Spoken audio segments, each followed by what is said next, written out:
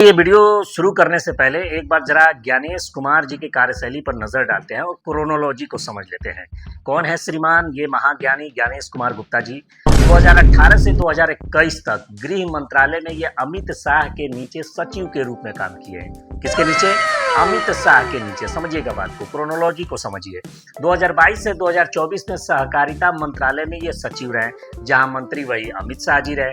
और 2024 से लेकर 2025 तक अपॉइंटमेंट कमेटी में से सीजीआई को हटा करके, यानी चीफ जस्टिस ऑफ इंडिया को हटा करके अमित शाह और मोदी जी ने ज्ञानेश कुमार को मुख्य चुनाव आयुक्त बना दिया। मामला तो वहीं से शुरू हो गया था कि जब चुनाव आयुक्त के चुनाव में चीफ जस्टिस ऑफ इंडिया को हटा करके सरकार के 2 लोग और एक विपक्ष का नेता मिल करके चुनाव करेंगे। अब एक अपनी माताओं, बहुओं, बेटियों सहित किसी भी मतदाता की सीसीटीवी वीडियो चुनाव आयोग को साझा करनी चाहिए क्या?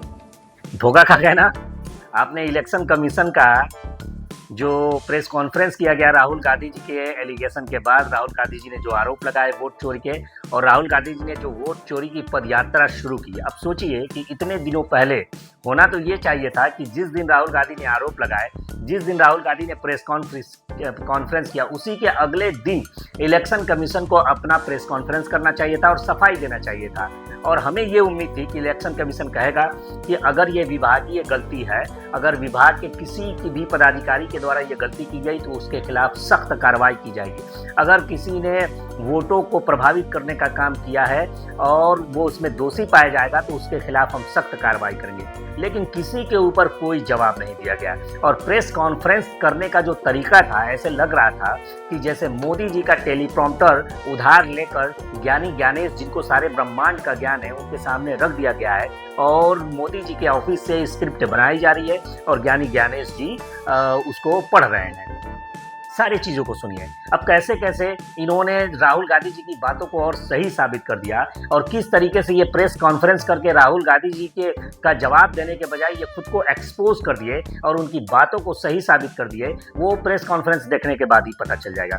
सबसे पहला सवाल जो राहुल गांधी जी ने कहा कि इलेक्शन कमीशन सीसीटीवी फुटेज क्यों उपलब्ध नहीं करा रहा है। अब सोचिए इस पर इन्होंने क्या जवाब दिया।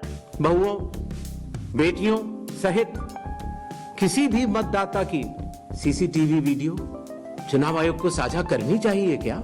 कि हमारी माताओं और बहनों का सीसीटीवी फुटेज उपलब्ध कराना, क्या उनके साथ ये अपमानजनक बात की जाएगी? क्या ये सही है देश के लिए? क्या माता बहनों के लिए ये सही है? क्या उनकी प्राइवेसी नहीं खतरे में आएगी? अब सवाल इस बात का है कि अगर उनकी प्राइवेसी खतरे में है तो भैया देने से ही सिर्फ प्राइवेसी नहीं खतरे है, रिकॉर्डिंग से भी प्राइवेसी खतरे में है। तो जहां माता बहनें वोट देने जा रही हैं तो वहां आपने सीसीटीवी फुटेज लगाया ही क्यों है? और दूसरी बात, सीसीटीवी फुटेज मांगा जा रहा है एक पब्लिक पैलेस की, एक बूथ की, जहां पर वोट पड़ा था, न कि किसी के बेडरूम की सीसीटीवी फुटेज मांगी जा रही है कि आपकी प्राइवेसी भंग हो जाएगी, आपका कुछ।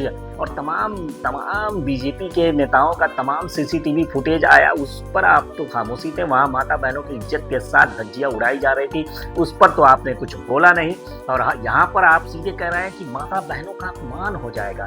ये चुनाव आयोग की भाषा कम और किसी बीजेपी प्रवक्ता की भाषा ज्यादा लग रही थी।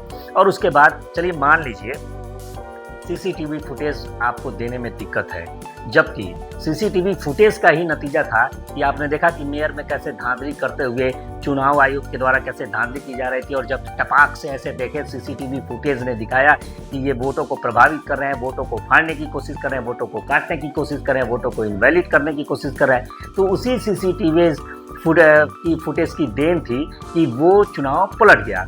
और इसके साथ ही साथ चुनाव आयोग ये प्रेस कॉन्फ्रेंस करके कह रहे हैं कि किसी भी बूथ कैप्चरिंग का कोई सवाल ही नहीं उठता है। किसी भी बूथ कैप्चरिंग पे वोट के मैनिपुलेट होने का कोई सवाल ही नहीं उठता है। भैया अभी कुछ दिन पहले सुप्रीम कोर्ट ने आपके हरियाणा का मैटर, जो पंचायत का चुनाव था, जिसमें एक व्यक्ति 2.5 साल तक कोर्ट का दरवाजा खटखटाया और 2.5 साल के बाद जब ईवीएम को खोला गया, ईवीएम की रिकाउंटिंग हुई, तो जीता हुआ जो चुनाव था वो हार गया और हारा हुआ प्रत्याशी चुनाव जीत गया। और आप कहते हैं कि कोई सवाल ही नहीं उठता है वोटों को प्रभावित करने का, कोई सवाल ही नहीं होता है मैनिपुलेट मैनिपुलेट करने का। और इसके साथ इन्होंने कहा कि एक व्यक्ति का, इन्होंने जवाब दिया कि एक व्यक्ति का अगर 2 जगह नाम है तो वो 2 जगह वोट 2 वोट नहीं दे सकता है, वो एक ही वोट देगा। उसके बदले में कांग्रेस ने भी एक वीडियो जारी किया और अखिलेश यादव ने भी एक वीडियो जारी किया। और अखिलेश यादव ने जो वीडियो जारी किया, कांग्रेस ने जो वीडियो जारी किया, उसमें देखिए आप कि कैसे एक व्यक्ति 1 नहीं, 2 नहीं, 3 नहीं, 4 नहीं, बल्कि 8 वोट डालने का काम कर रहा है। देखिए ये वीडियो। जब कोई वोटर वोट करने जाता है और वो बटन दबाता है तो एक ही बार दबा सकता है। ये है नंबर दूसरा,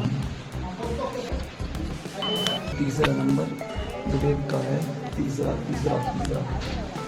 ये है चौथा नंबर, पांचवा है, 5 वोट डाल चुका हूँ, छठवां लेके जा रहा हूँ, छठा, सातवां। एक व्यक्ति 8 वोट डाल रहा है और वीडियो बनाकर बकायदे। और वोट किसको डाल रहा है? आप समझ सकते हैं कि जितने ये फर्जी वोटर होते हैं, जितने इनवैलिड होते हैं, वो भाजपा को ही क्यों जाते हैं, किसी अन्य पार्टी को क्यों नहीं चले जाते। फिलहाल इलेक्शन कमीशन को इसका जवाब मिलना चाहिए। इलेक्शन कमीशन से जब ये मशीन रीडिंग वोटर लिस्ट की बात की गई तो उन्होंने कहा कि सुप्रीम कोर्ट ने कहा कि ये ऐसा देना प्राइवेसी का भंग है। जबकि सुप्रीम कोर्ट ने आदेश में कहा है कि अगर आप मशीन रीडिंग चाहते हैं तो उसका PDF खुद बनाना पड़ेगा। और अभी हाल ही में जो 65 लाख बिहार के वोटरों को निकाल के बाहर फेंक दिया गया, उस पर सुप्रीम कोर्ट ने कहा है कि आप उन 65 लाख वोटरों का मशीन रीडिंग डाटा आप उपलब्ध कराइए और जगह जगह जहाँ हर जगह इसकी सूची चस्पा करिए। लोगों को उनका अधिकार मिलना चाहिए। सुप्रीम कोर्ट ने फटकार लगाई और वहाँ चुनाव आयोग की बोलती बदली। चुनाव आयोग ने जो जिंदा लोग थे उन्हें मृत घोषित कर दिया। और वो लोग बाकायदे, योगेंद्र यादव, आपने देखा कि किस तरीके से सुप्रीम कोर्ट ने उनका पक्ष रखा है। तो उन्होंने जो बिहार में SIR करके जो 65 लाख लोगों को हटाया गया है, जिसमें बहुत सारे लोगों को मुर्दा घोषित कर दिया गया है, इस पर सुप्रीम कोर्ट ने कोई जवाब नहीं दिया। इसके साथ ये क्या कह रहे हैं कि ये कह रहे हैं कि अब देखिए भाई, बीजेपी जब तक ये न कहे कि ये देशद्रोही है, ये संविधान का अपमान कर रहा है, ये हमारे देश का अपमान कर रहा है, तब तक कैसे माना जाएगा कि बीजेपी से प्रभावित है। अब देखिए साहब, अंत में ये कह दिए कि आप ऐसे शब्दों का प्रयोग कर रहे हैं, आप वोट चोरी की बात कर रहे हैं, तो आप किसी हमारे मतदाताओं को चोर कह रहे हैं, तो ये हमारे संविधान का अपमान है। आगे एकदम बीजेपी वाली बात इन्होंने प्रेस कॉन्फ्रेंस के जरिए कर दिया। लेकिन राहुल गांधी जी के सवालों का सटीक जवाब ये देने से बिल्कुल उस पर कोई जवाब इन्होंने नहीं दिया। अब एक वोटर कैसे 4 विधानसभाओं में उसका नाम रहता है और कैसे 4 विधानसभाओं में जाके वोट कर रहा है, इस पर इन्होंने कोई जवाब नहीं दिया गया। अब ये कह रहे हैं मकान की बात कर लीजिए। इन्होंने प्रेस कॉन्फ्रेंस से कहा कि बहुत सारे ऐसे लोग हैं जो पुल के नीचे सोते हैं। इसी तरीके से जिन लोगों के पास घर नहीं होता, आप लोग भाग्यवान हैं, कई लोगों के पास घर नहीं होता लेकिन उसका नाम भी मतदाता सूची में होता है। और उसका पता क्या दिया जाता है? उसका पता वो जगह दी जाती है जहां वो व्यक्ति रात को सोने आता है, कई बार सड़क के किनारे, कई बार पुल के नीचे, या कई बार लैंप पोस्ट के किनारे। और फिर अगर ये कहा जाए कि वो फर्जी मतदाता है, ये हमारे गरीब मतदाताओं, बहनों, भाइयों और बुजुर्गों के साथ एक बहुत बड़ा खिलवाड़ है। जो लैंप, जो खंबे पे बिजली जलता है, उसके नीचे सोते हैं, फुटपाथ पर सोते हैं, जिनके पास अपना घर नहीं है। वाह वाह वाह वाह, क्या बात है, कितना बेहतरीन अंदाज में आप पेश कर रहे हैं। उनको भी चुनाव आयोग वोटर लिस्ट थमा देता है। तो फिर बिहार में आप 12 दस्तावेज कैसे उनसे लेंगे?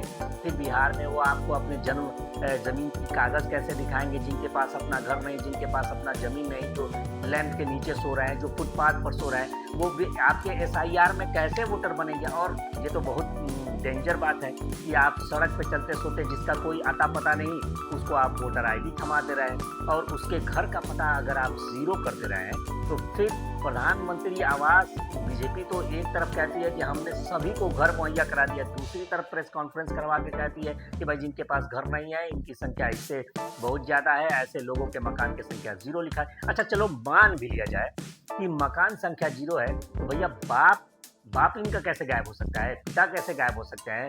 ऐसे तमाम सबूत राहुल गांधी जी ने दिखाए, जिसमें उन्होंने कहा कि फादर नेम ABCDEFGH लिखा है, ALKFA ABCDNFPOPQOP ऐसे करके लिखा हुआ है। तो तमाम फादर के नेम के आगे EFGHEFCF इस तरह। भाई किसी का बाप का नाम कैसे गुम हो गया यार? अगर बाप का नाम गुम हो गया तो ठीक है, उसका पता कैसे गायब हो सकता है? घर नहीं है लेकिन मोहल्ला तो होगा, मोहल्ले में पता तो लिखा होगा। तो इस तरीके से तमाम जो वोटर, अच्छा चलो किसी की शक्ल कैसे गायब हो सकती है, फोटो कैसे गायब हो सकता है? अगर कोई अपना फोटो नहीं दे रहा है, कोई अपनी ID नहीं दे रहा है, तो फिर उसको वोटर लिस्ट में शामिल आप कैसे किए हैं? इन सारे जो तमाम आरोप लगाए गए थे, उन आरोपों को इस बार के चुनाव आयुक्त साहब ने प्रेस कॉन्फ्रेंस करके साबित कर दिया कि राहुल गांधी जी के सारे आरोप बिल्कुल सही है और ये बीजेपी से प्रभावित है और वोट चोरी का जो सिलसिला है उस पर ये जवाब देने के लिए तैयार नहीं है। जवाब क्या दे रहा है? 7 दिन के अंदर अगर आप बयान हल्फी बनाकर नहीं देते हैं तो 7 दिन के बाद आपको देश से माफी मांगनी होगी, कोई तीसरा विकल्प नहीं है। यह धमकी, इस अंदाज में धमकी चुनाव आयोग बिल्कुल मोदी जी से प्रभावित होकर इस तरीके से धमकी दे रहे हैं। अरे भाई, तमाम नेताओं ने एफिडेविट बनाकर दे दिया। आज मल्लिकार्जुन खड़गे, अखिलेश यादव और तमाम नेताओं ने अपना शपथ पत्र बना के दे दिया, चुनाव धांधली के बारे में सब कुछ दे दिया है। अब जवाब दे चुनाव आयोग। और सबसे बड़ी बात देखो भाई, चुनाव आयोग कहती है कि हम लोग निष्पक्ष हैं, हम लोग स्वतंत्र हैं, हम लोग सारी पार्टियां हमारे लिए एक बराबर है, हम किसी पार्टी के पक्ष में काम नहीं करते। तो ये हो गई ना दोहरी बात। इतने देर में राहुल गांधी जी संविधान का अपमान कर रहे हैं, राहुल गांधी जी लोगों को दिग्भ्रमित कर रहे हैं, राहुल गांधी जी मतदाताओं का अपमान कर रहे हैं। लेकिन उसी बीजेपी के नेता अनुराग ठाकुर ने 5-6 लोकसभा क्षेत्रों में घपले की बात की, फर्जी वोट की बात की। उनसे एक बार इस चुनाव आयुक्त ने एक बार भी शपथ पत्र नहीं मांगा, एक बार भी बयान हल्फी की बात नहीं कही, एक बार भी उनका नाम तक नहीं लिया और अपने आप को ये निष्पक्ष करें। उनसे भी मांगो, उनको भी धमकी दो तो कि 7 दिन में या तो एफिडेविट बनाकर दे और नहीं तो देश से माफी मांगे। लेकिन अनुराग ठाकुर की कोई बात नहीं करेंगे और ये कहेंगे कि हम निष्पक्ष हैं। तो आज के वीडियो में बस इतना ही।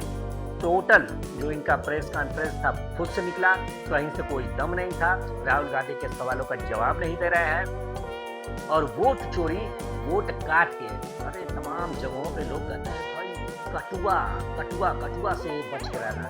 सच्चाई है कि वोट कटुआ कोई पार्टी नहीं होती है, बल्कि वोट कटुआ इस समय चुनाव आयोग बना हुआ है। जो वोट काट रहा है, किसका वोट काट रहा है? जो बीजेपी के विरोध में वोट करेगा उसका वोट काट दिया जाएगा और जो बीजेपी के पक्ष में वोट करेगा उसका दूसरे प्रदेश से लाकर जोड़ दिया जाएगा। तो ये सिस्टम चल रहा है।